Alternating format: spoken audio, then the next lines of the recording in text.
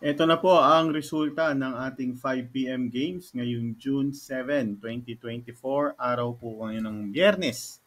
Para sa 2D Lotto at 3D Lotto, congratulations po sa mananalo. Ang lumabas sa 3D Lotto ay 860. Panalo ka po ng 4,500 dyan sa target na 10 piso, 9,000 kung 20 pesos, or 750 kung ikaw po ay nag-rumble sa 10 piso. Para sa ating 2D Lotto ng 5 p.m. June 7, 1929. Tama ba? 1929. Panalo ka ng 4,000 at 2,000 naman kung nag-rumble. At syempre, yung mga tumaya po sa Lotto outlet natin, thank you very much. Kung gusto niyo pong tumaya ng Lotto online gamit ang inyong cellphone, i-message nyo lang kami sa ating Facebook page. K3 Taya Tayo Lotto Facebook page. Thank you very much. See you mamayang 9 p.m. Oops, teka, nakasubscribe ka na ba?